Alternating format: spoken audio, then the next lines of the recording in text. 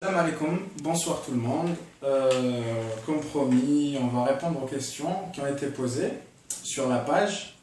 Sans plus tarder, on va commencer avec la première question qui a été posée par Delil Ben Daoud. La question était: à quel âge tu as commencé le slam? La réponse est aussi simple que la question. J'ai commencé le slam à l'âge de 18 ans, tout simplement. On va aussi voir notre ami Reda qui a posé une question et qui nous dit dans son commentaire, qui est d'ailleurs fort drôle, combien coûte le kilo de patates? Je ne sais pas, mon pote. Je ne suis pas vendeur de légumes, donc je ne sais pas combien coûtent les patates, mais je t'invite à aller voir ça et partager l'information avec nous. Ça pourrait intéresser beaucoup. Donc maintenant, on va continuer avec une question posée par Anis Hayat. Pourrais-tu décrire le sufisme tel que je l'ai défini et nous dire comment il se rapproche de la pensée libre, où s'arrête sa limite? Enfin, si on a une, à toi de voir. Le sufisme.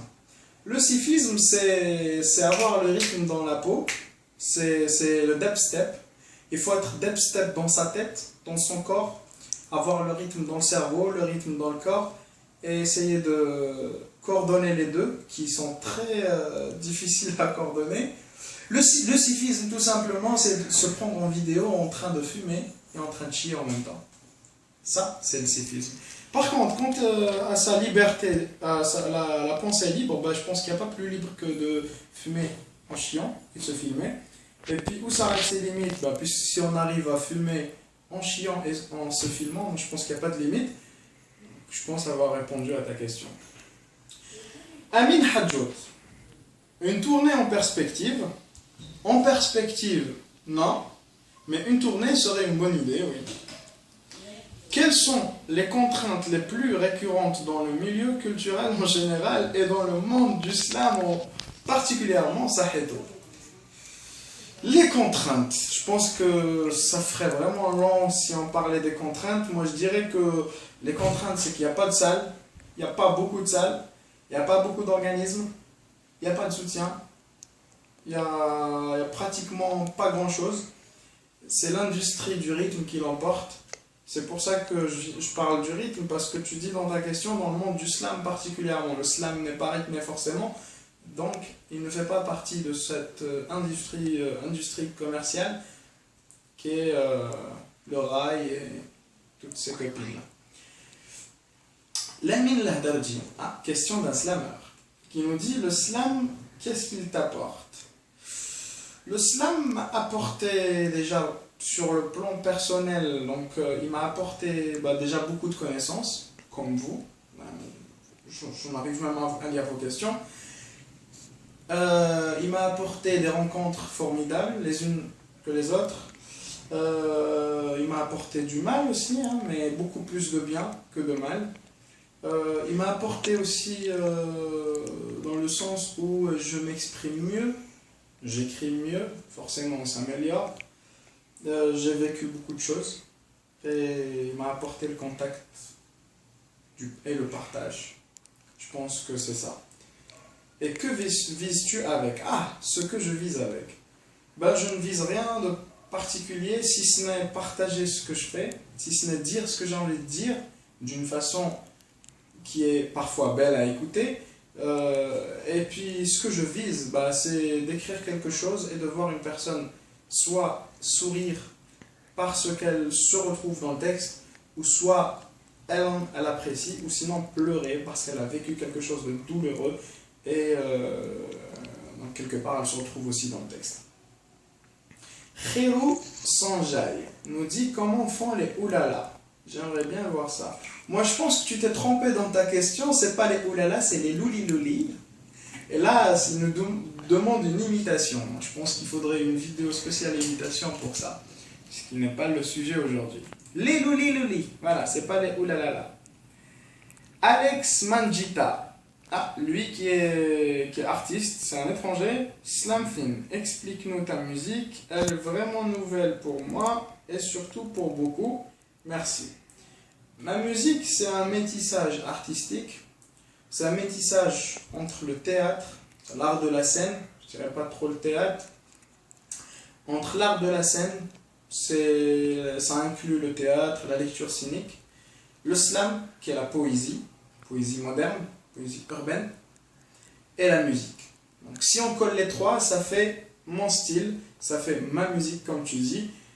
L'expliquer, c'est des paroles, parfois chantées, parfois dites, récitées, avec une musique derrière qui est forcément là pour porter les paroles, qu'elle est bien choisie. Voilà, moi je pense que c'est ça.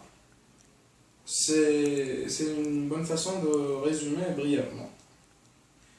Katia Bouzefran nous dit comment t'es venue cette passion pour le slam.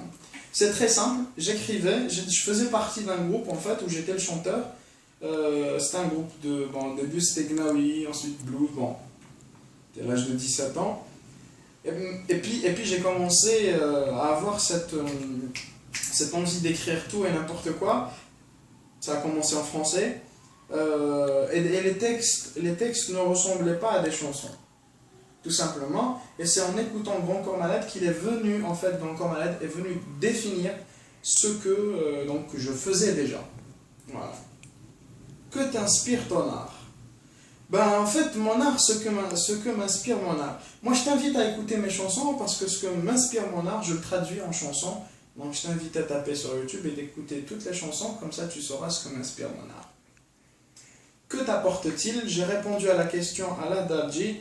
Il m'apporte des connaissances, des rencontres, des moments de joie, des moments extraordinaires que j'aurais peut-être pas pu vivre si je n'avais pas choisi le slam.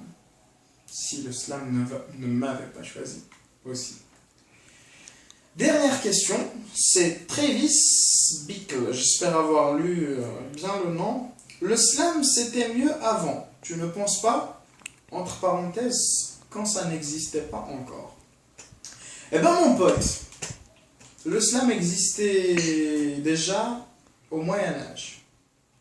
Il existait même dans ton pays. C'est de la joute oratoire. Il existait parmi les Berbères.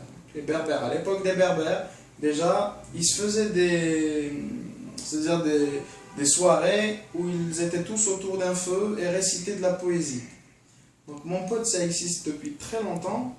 Et puis, si c'était mieux avant, je ne sais pas. Je n'étais pas là. Et toi non plus.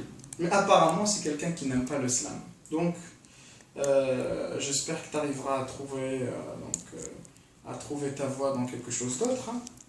En tout cas, le slam peut-être t'apportera un jour ce qu'il nous apporte à nous tous aujourd'hui. C'est-à-dire des moments de partage et d'excellentes paroles.